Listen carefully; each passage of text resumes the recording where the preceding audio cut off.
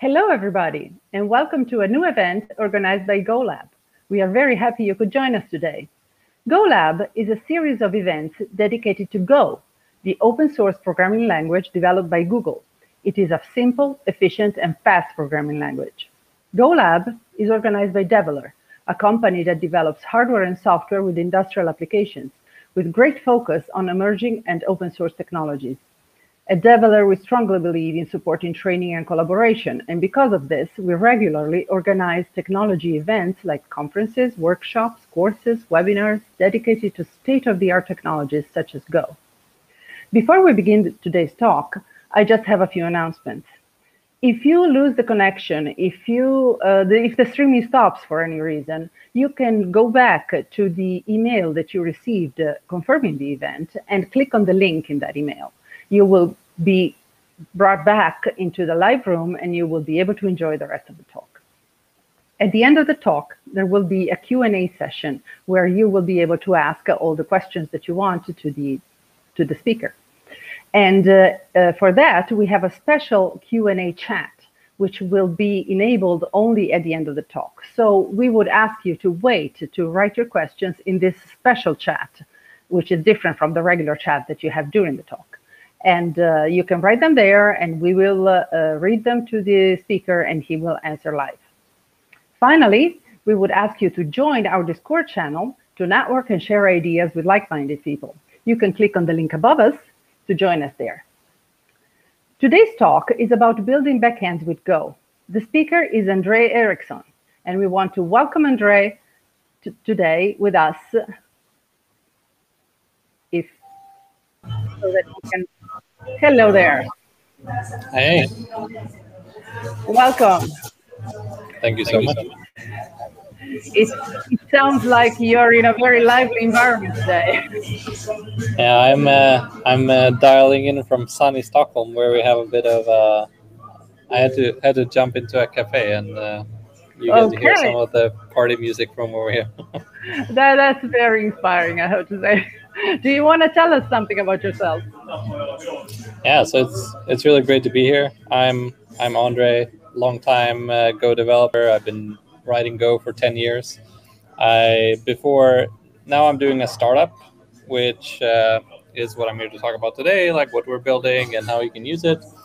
Before then, I was at Spotify for 8 years and did a lot of like the Go infrastructure for Spotify. So like building all the internal tooling and internal like libraries and frameworks and build systems and so on. So been using Go for a really long time, really big fan of the language, and it's great to be here with everybody. Thank you. We are very happy, and we are very happy to have you here. So without further ado, let's jump into the talk, and we hope you will all enjoy it, and you will have questions for André at the end. Yeah. Enjoy the talk, everybody.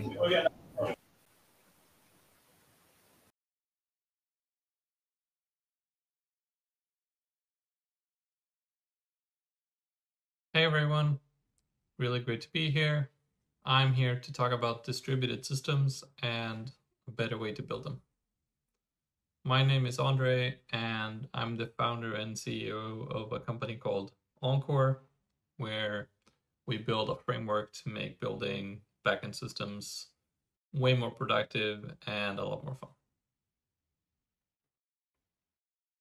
So the backstory is that when you look at modern software applications, whether they're Instagram or Airbnb or Spotify or really anything else, B2B and B2C, it doesn't really matter. We're always trying to make them as simple as possible. And in many respects, modern software is richer, more reliable, and easier to use than ever before. But even though they're easy to use, they are in no way easy to build. In fact, building modern software is incredibly slow. So why is that? Well, if you take a look, especially on the backend side, building a distributed system involves incredible amounts of boilerplate. it involves hundreds, if not thousands, of moving parts. When I was at Spotify, we had several thousand backend services, and we had so many that we weren't exactly sure precisely how many, but we knew it was several thousand. And all of this combined means that building a backend application seems really simple on the surface, but there is incredible and overwhelming complexity lurking underneath.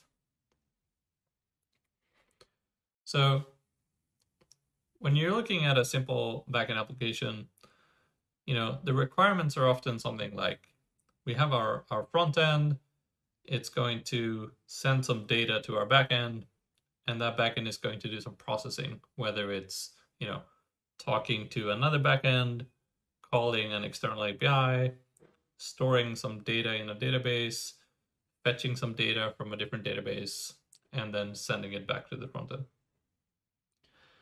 And if you repeat this over and over again for, 15 years, you end up building something like Spotify. It's all this just variations on the same simple pattern. But even though that sounds really simple, there's a lot more to it. Everything from build systems and deployment systems to secrets management and provisioning infrastructure to security and IAM, scaling, boilerplate, documentation, monitoring, and so on, and so on, and so on. The list is more or less endless. And what's so frustrating about this is that most of this work is actually not really to do with your application. They're just hoops you have to jump through to get your application into production. It's all undifferentiated work. And the real problem is that there is no one that will actually make this any easier. You have to do the work. And that's because, the cloud providers are really great, but they don't really understand how your application works. And the only one that really does is you. So you have to do the work. And that's really what Encore is designed to solve. It lets you focus on building your product and doing that in a way that enables Encore to automate and simplify all of these other aspects that we talked about that are undifferentiated and not really about your product. And what we're trying to do is we're really trying to solve and improve the end-to-end developer experience. So instead of looking at software development as a bunch of siloed tools that don't really understand each other, Encore is about being part of and improving the whole developer experience. So how you're writing code, to how you're collaborating with other people, to testing and reviewing, deploying and managing infrastructure in the cloud, to monitoring and debugging it when it's running. And then doing that feedback loop over and over again as quickly as possible. So how do we actually do that? Encore consists of 3 different parts. And on the first part, we have a framework. And that framework is designed to provide an incredible coding experience that is free of boilerplate and it's just really easy and pleasant to build backends with. And when you use that framework, it enables us to do a lot of static analysis to better understand how your application fits together. And what we do with that is we create essentially a model or a graph of how your distributed system works. So everything from what backend services you have to the APIs to when and where they're talking to other APIs, querying databases, using secrets, and so on. And the third part is a cloud platform that uses that understanding to do things like automating infrastructure and provisioning, and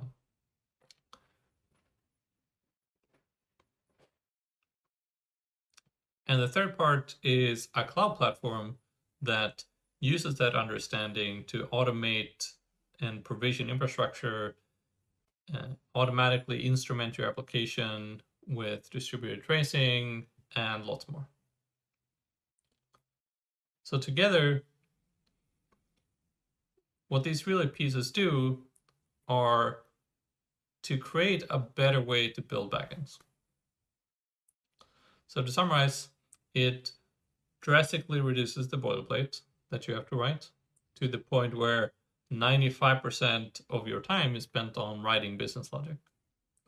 It automates infrastructure setup. It manages secrets for you. It generates API documentation and provides built-in distributed tracing where you don't have to do anything to get this. And finally, it can even deploy all of this to your own cloud account so that you can use whatever cloud you want and still get a really, really fantastic developer experience. So with that, let's have a look at what this looks like in practice with a live demo. All right, so the first thing you have to do when you want to use Encore is create an application. So with that, we're going to Encore app create. Let's name it like this. And we're going to choose the Trello clone template. And let's cd into that. And what we've now done is we've created an application. It's been automatically linked to the Encore cloud platform. So let's open it up in Visual Studio Code and have a look. So here you can see that we have two different backend services. And we're going to take a look at them. But first, let's start the application. So the first time we do that, it will take a few seconds. It parses, compiles, sets up all of your different services and databases and everything. So now everything is running on our computer. So, oops.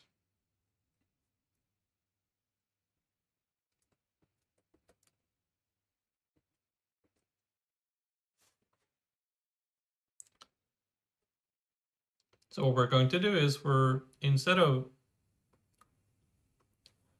so usually when you look at a backend, it can be quite hard to understand what it's doing. So we're going to start by looking at a front end that I built just to make it easier to understand what's going on.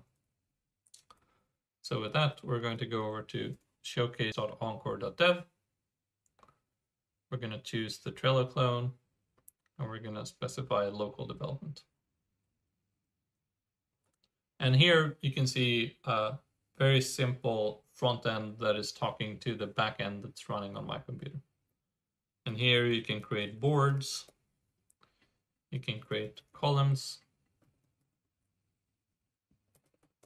you can create cards, you can even drag them around. And if we refresh, they're still there because this is all stored in a database. So if we go back here, we can see that what I just did generated a bunch of API calls. And this is essentially what our backend is doing, right? So to take a look at what the code looks like, here is how you're writing code with Encore. So the first thing to note is there is very, very little boilerplate here. To define an API, all you do is you create a regular Go function, and then you add this annotation, which is telling Encore to make this a public API. And Encore then analyzes all the code and figures out from the function signature what your API looks like.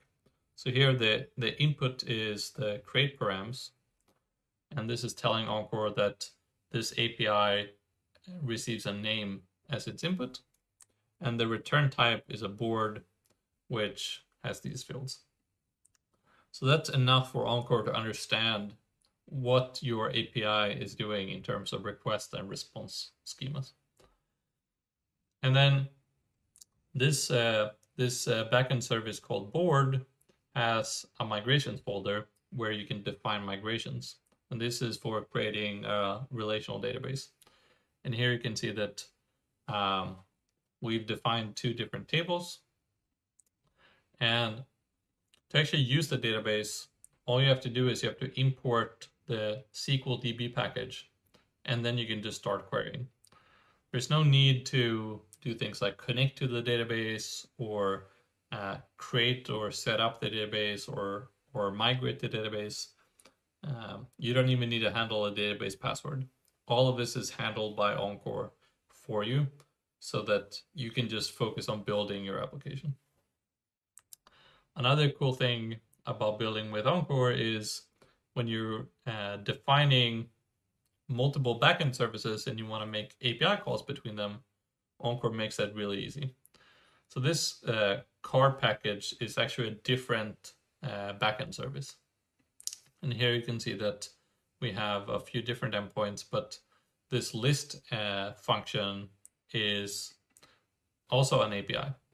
And this is actually an internal API that cannot be called from the outside. So when we want to call this from the board service, which is fine since it's also part of our Encore application, all we have to do is import this package and then call this as a regular Go function. And what's really powerful about this is that this makes the developer experience really, really great, because when you then import the package, you get auto-completion on all of the endpoints. And you even get auto-completion on the fields to call the API. So you can see here just how easy it is to work with API calls.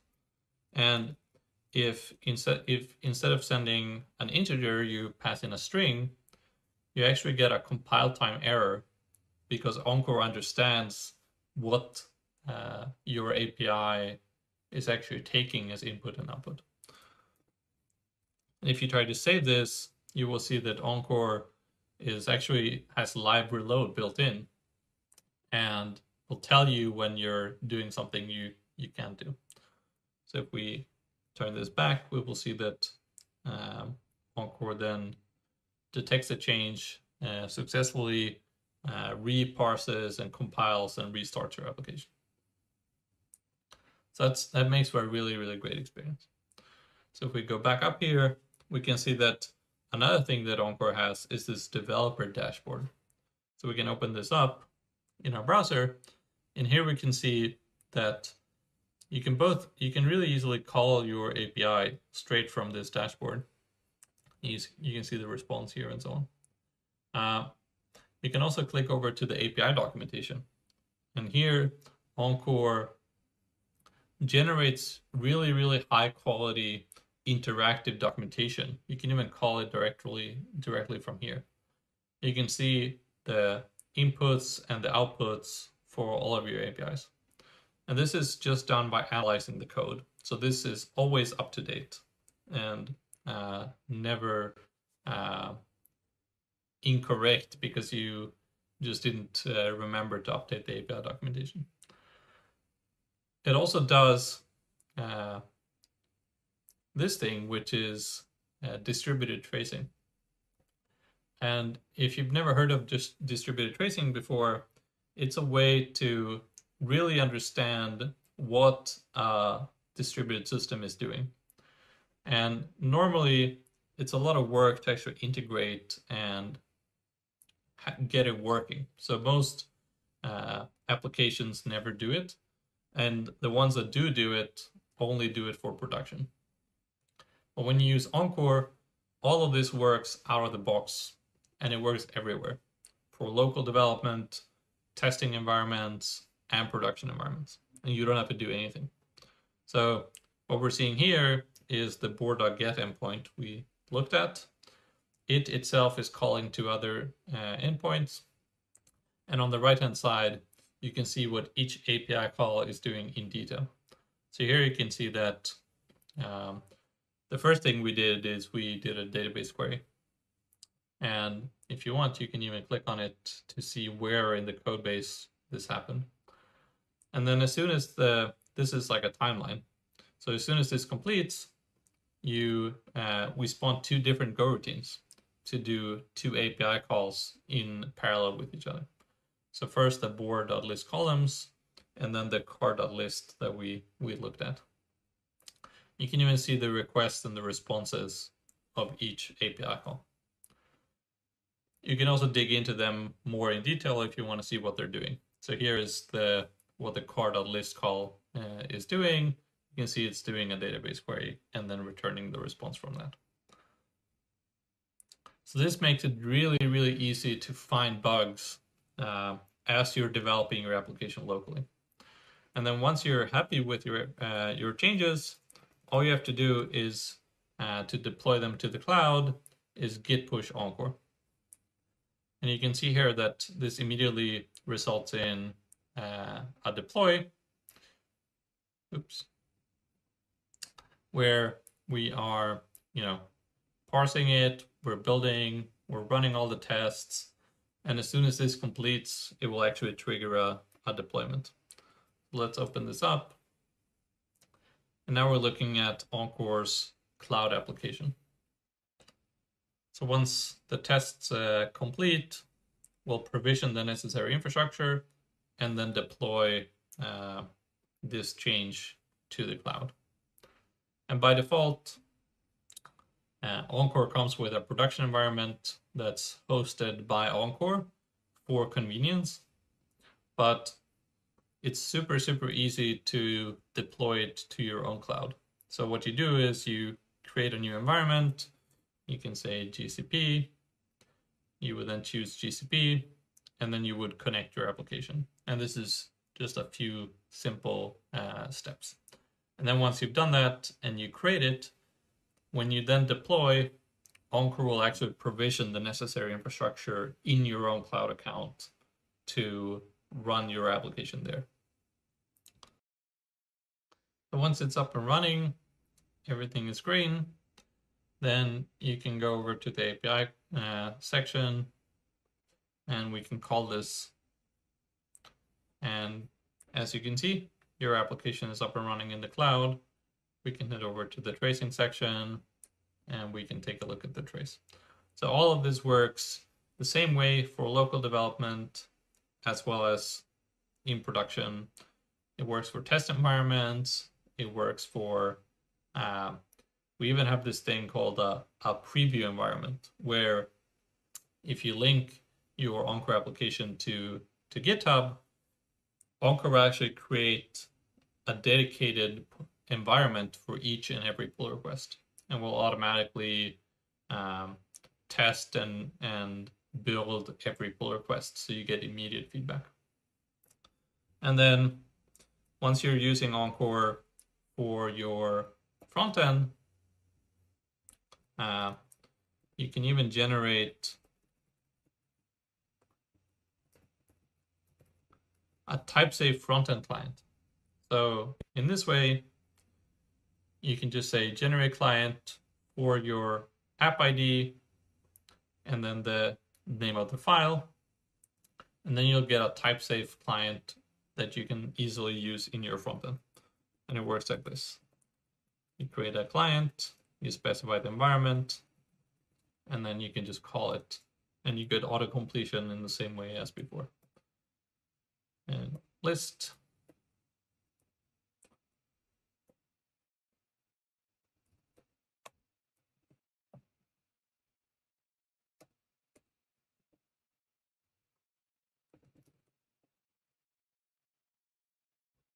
And there you have it.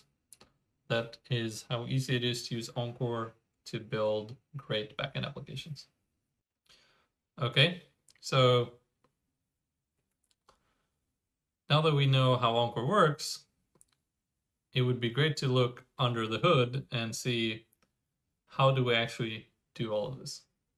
And the first part is to actually parse and analyze the source code that you're writing to build up this graph that we talked about. And once you have that graph, we have a compiler that is doing a bunch of code generation and rewriting of the code to generate all the boilerplate that you would normally have to write. And finally, once we have that understanding and have generated all of this code, we can simplify your life in many different ways. So let's take a look at these one by one. So when it comes to the parser and static analysis, it's useful to start by understanding how a compiler works. So normally when you have a Go compiler or Go code, you can take a look here on the left where you have a very simple Go function. And there are essentially two main parts to a compiler. And the first is the parser. And what that means is we go from this code to more of a tree representation, what's called an abstract syntax tree. And that consists of nodes in a tree where each node has a different type. So here we start with, at the root of the tree is a function literal, which has a list of statements in its body. And those statements are things like if statements that have a body, which has a return statement, and so on. We have expressions like a greater than or a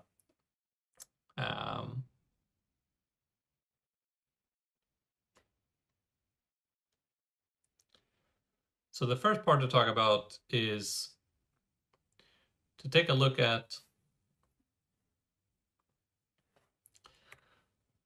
So the first step is the parser. And to understand how this works, it's useful to first look at a regular compiler. And in this case, we're looking at the Go compiler. And the way it works is there are essentially three steps to a compiler. We start with the Go code itself. And here we're looking at a very simple Go function. And the first step is to turn that into an abstract syntax tree. And what that tree looks like is essentially this. It's a bunch of nodes that are connected together that make up essentially the Go language constructs themselves. So you have things like function literals and if statements and binary expressions and return statements and so on. And once you have the abstract syntax tree, you take that and then the compiler turns that gradually into machine code with a bunch of different compiler passes that gradually lower it to lower and lower abstraction levels until you finally have machine code.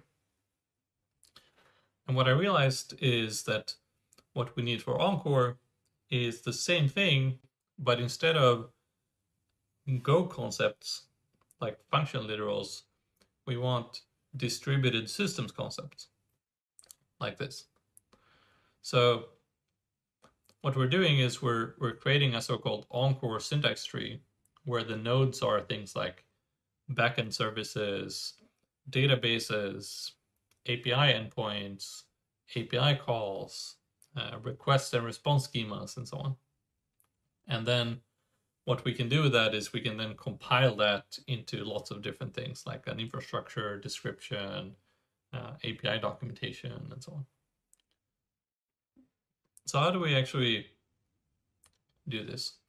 So the first part is the static analysis step. And what we're doing here is we're parsing the source code using the Go AST package, which is part of the standard library. And once we have that, we then walk this tree to find things like the services and API definitions and so on. And once we have the API definitions with the function signature, we can then look at the type information and we can resolve all of the types to build up request and response schemas. And finally, once we've done this for the whole backend, we can then output a so-called EST application, which is part of the Encore project. which represents the complete application graph that we talked about earlier. And the next part is to turn this and really do code generation on top of it. And this is done in the Encore dev / Encore / compiler package. So how does that work? So the first step is to take the source code that you as an application author have written, and then use the Encore syntax tree to find all the places that we want to rewrite. And we then use a rope-like data structure, which essentially makes it really easy to cut a byte stream into smaller pieces and replace parts of it. And we use that to change function calls into, instead of calling the function, we generate a wrapper and we call that wrapper.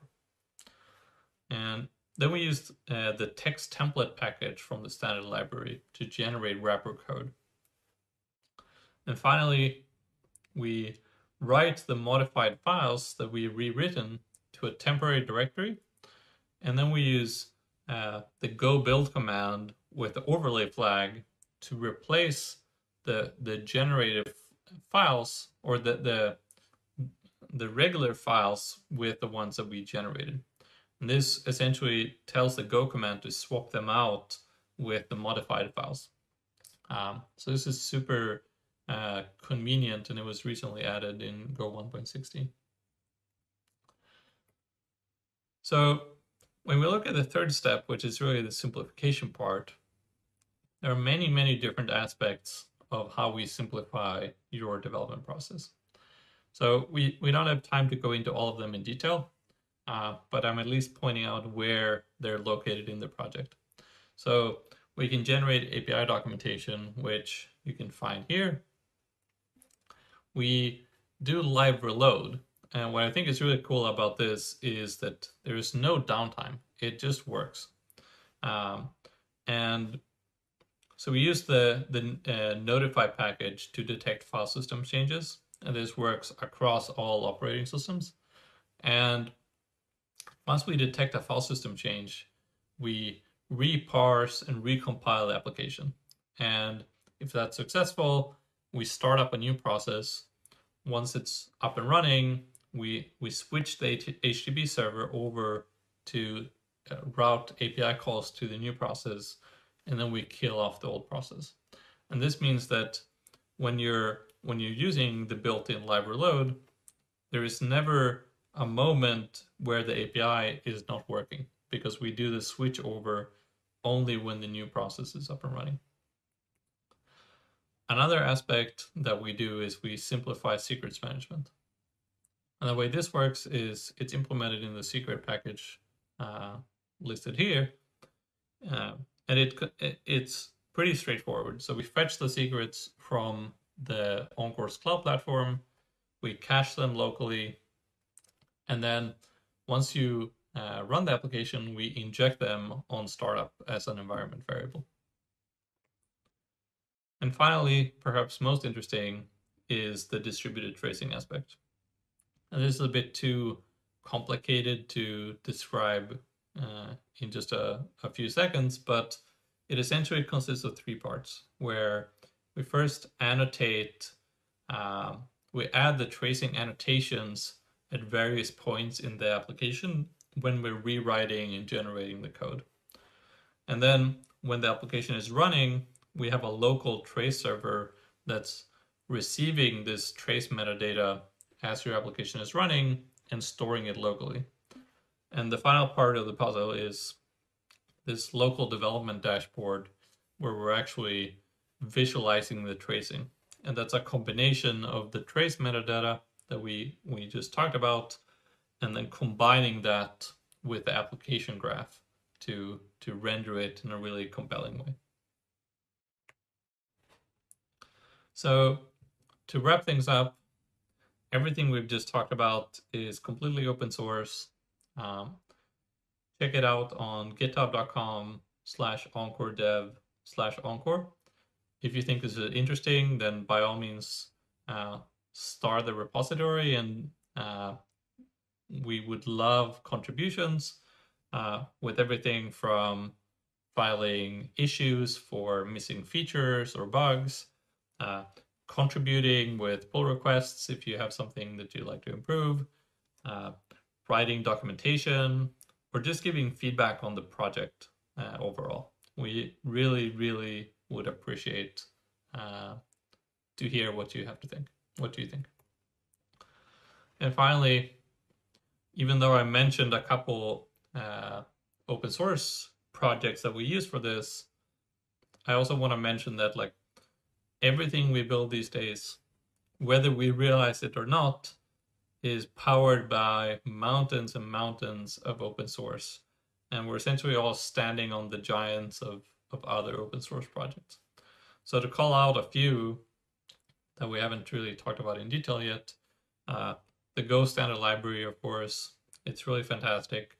Both the actual standard library as well as the extended standard library under golang.org/x. So things like the sync, tools, net, and crypto repositories are really, really great. tRPC and protobuf, really nice, really high quality. You've probably heard of, and many of you have probably used them already.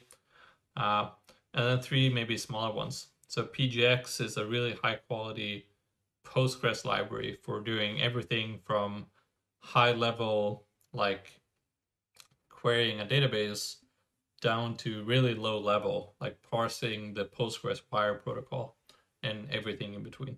Super, super high quality and powerful Postgres toolkit.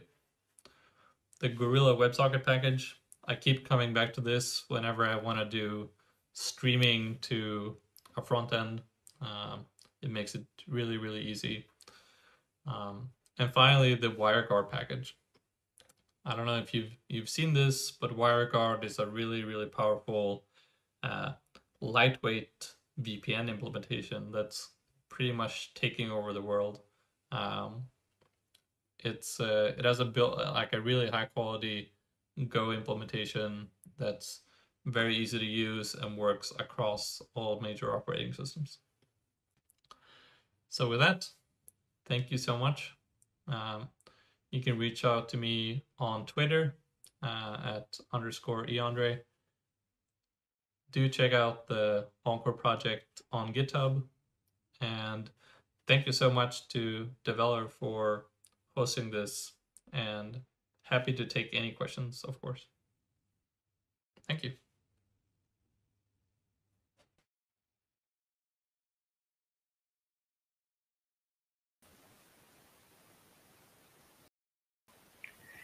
Thank you, Andre, for a very interesting talk, and we would like to welcome you back with us so that maybe you can answer some questions that our audience will have for you. So welcome back, and let's see if Thank you very much. Is the Q&A chat open right now. We should be open, and you can ask questions in that Q&A chat, and we will see if there is interest on this subject. We can just wait a couple minutes, maybe.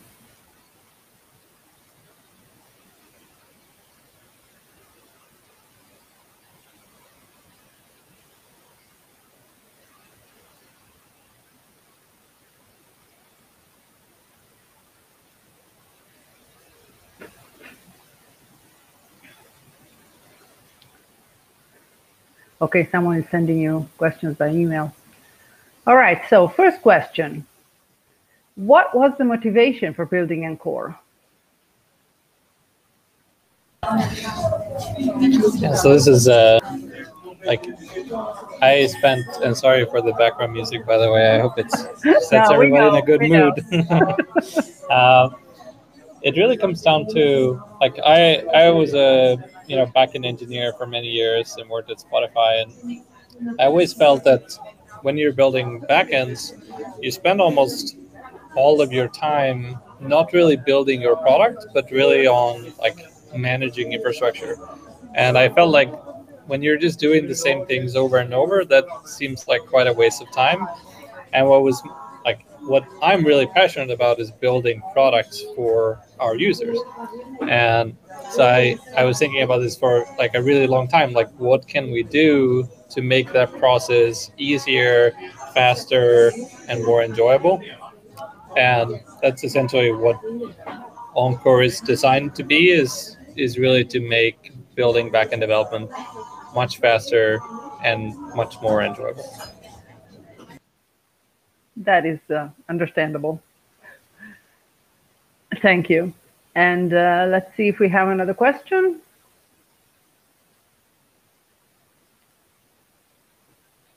So we have a question from Gladys Angelina. Why does return doesn't have 0 but some other value like -2? Maybe this is an example that you showed. And are other values allowed? And how does it work with other values? I'm not quite sure what you're referring to, but I mean, you can, when you're defining APIs, you can certainly like adjust them as you see fit. There are a few constraints on how you do it, so you always have to return an error as the second or the second return type, and on the input you almost have to have a context as the first parameter. So those are like the requirements, but then how you structure the return value, it's entirely up to you. Like whether the type, if you want to have like integers or strings or whatever, you have complete freedom there. So I'm not really sure what the question is, but if you can like maybe clarify what you're referring to, I'm happy to give like a more specific answer.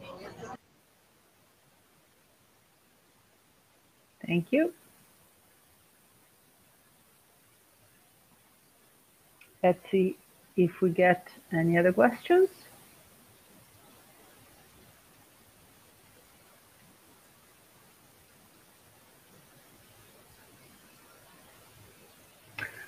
Okay, so is Encore open source, and how can a developer contribute? You did say something about this at the end of your talk. Yeah, exactly. So pretty much all we went through was like, how the open source project works, and I showed you some examples of like, I pointed at several parts of the code base where you can actually like take a look and understand how certain features are built. It's a bit hard to go into too many details during a presentation like this, but it's totally open source. You can use it completely for free. I just linked to the GitHub repository. We would obviously love contributions. I think since we open sourced it about 7 weeks ago, and we've had really great interest. So what we're doing right now is like assembling feedback from everybody who's trying it out, and putting together a list of like good starter tasks. Like if you want to contribute, here are a bunch of issues that anybody can pick up, and of course we'll happily help you along to make that even easier. So yeah, it's open sourced. There's the GitHub link, and would love contributions, of course. And if you are not sure how to tackle an issue, then by all means just reach out to us, and we will happily work with you on like helping you get started with contributing. If you want to get in touch with us directly, I just linked to our Slack, which is maybe the easiest way to get in touch with us to collaborate. Great. That's great. Okay, so we have like a continuation on the question before from Gladys Angelina that says, how do we assign the return which gives the output as a different value other than 0? So it's really like any other, return value in Go, right? Like the first parameter, like when you're building an Encore API endpoint, is a data structure. So if you, for example, say that it's create a response, then you would just set the field in that variable or that object. So it would be something like create response success, or so something like this, where it's just like regular Go code in this regard. You define a type, and then you set the fields on that type when you're constructing it, and that is what Encore will then use to construct its response. For errors, it's a different thing, and then we have a package which I can link to. 1 second. This package, and that package has the functions for constructing things like error codes, if that's what you're referring to. So maybe that's more what you were thinking about. So that's the encore.dev/beta/errors package, for those of you listening and not looking at the chat. Thank you, Andre. The next question is about Encore, and what was the hardest part to develop? Yeah, so this is a great question. I think, I've been working on this for 3.5 years by now, and so there have been many, challenges along the way. What I think is the biggest innovation overall is really this understanding of how a distributed system and your whole backend works. And so that was a lot of work to get the static analysis right and understanding all of this. But then once we had that in place, that was what we then used to do lots of things like, generate, provision all the infrastructure in the cloud, generate the API documentation and so on. But I think the part that was hardest was really the distributed tracing, because distributed tracing is really powerful. It's incredibly helpful for when you're it's both really helpful for debugging performance, but it's also, the way we built it with Encore, it's incredibly helpful for debugging locally, right? Most people don't have access to these sorts of tools for local development. But to actually build it required a lot of low-level runtime work. So we are actually working with the Go runtime itself, and that was an entirely new type of challenge, where we had to learn a lot of how the compiler works, how the runtime works, to make the distributed tracing that Encore provides very, very high performance, to the point where today it's so performant that you don't really notice that it's there. And that I think is really nice, because it means that you can actually have it running all the time, pretty much, because the performance, it doesn't really impact the performance of your application. And that's really where we want to be. So that was a really big challenge, but I'm really happy with the end result. Very good. Let's see if we have anything else. Okay, so since gRPC was not, its use was not specifically mentioned in the talk, except for the open source library part, wanted to confirm, does Encore support a gRPC framework? And if yes, then does it provide auto-generated documentation for the same, since gRPC APIs have a different structure than REST? This is a several parts question, but I'm sure you understand. Yeah. So the APIs you build with Encore, we do not today have gRPC where you can expose them over gRPC. That's something that a lot of people have requested, and it's high up on our roadmap. So we're definitely going to do that. You can already today use Encore with gRPC for like if you want to call another API that is gRPC. So that part is totally supported. We're working on supporting it for the APIs you're building with Encore. And once we have that support, then it will work the same way as everything else. You will have generated API documentation that is really high quality and just works. You will have the ability to generate like front-end clients for calling that API. Like all of this will work the same way as it already does. It will just also support gRPC. So that's the plan. Thank you very much. Let's see.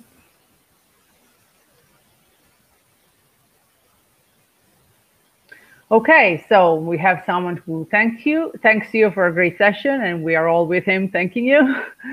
Okay, so the question. On the on-screen demo, I saw only public cloud providers in the deploy screen. Is it possible to have custom targets configured for deployment other than the major public cloud providers? Is it possible to add support for something like a private cloud or on-premise infrastructure? Yeah, so right now it's just the public clouds, but that's only because it was the easiest thing to target. We absolutely want to make it possible to deploy to your own infrastructure, on-premise. Like right now, when you deploy Encore to a cloud provider, we set up a Kubernetes cluster, and we use the like managed service for running that Kubernetes cluster in a really easy way. But we absolutely want to support much more flexibility here, both so that you can say like, oh, I have a really small application. I don't need all the complexity of Kubernetes. I just want to run this on a single virtual machine somewhere. Or being able to say, like, here's a cluster of machines. You know, you can auto scale that up and down. But it will still be, you know, like a private cloud or on-premise or whatever. So we're definitely working on much more flexibility there. Also, if you have your own internal Kubernetes cluster, it should be possible to use that. But right now, that's the public clouds are the only things we support, and it's not like the immediate thing we'll be working on because most people are using the public clouds. But it's definitely something we're actively looking at how to better add more flexibility in the deployment options, because I think the goal is not to force you to use the cloud. It's just that's where most people are. So it is in the roadmap, basically. Yeah, for sure. Like this is what we're really doing with Encore is like, let's get developers to not spend time on infrastructure and instead spend time on building their products. And that means that we want to take over the complexity of actually managing all of the infrastructure and so on. And we want to support all the different use cases that people have. And that definitely means, you know, on-premise or private cloud. It's very much part of our roadmap. Great. So we can see if we have some other questions here, or maybe if we can. Okay, so it looks like we are done with the questions for today. So we want to thank André very much for an interesting talk and a lively Q&A session. And for any other questions that you haven't had a chance to ask, you can join the Discord channel and you can talk about it there. So make sure that you are updated on our next event, and you can find a list of them up here, so you can find all the next events that we will have. And we thank you very much for being with us, and we are expecting you for our next talk. Bye-bye. Thank you.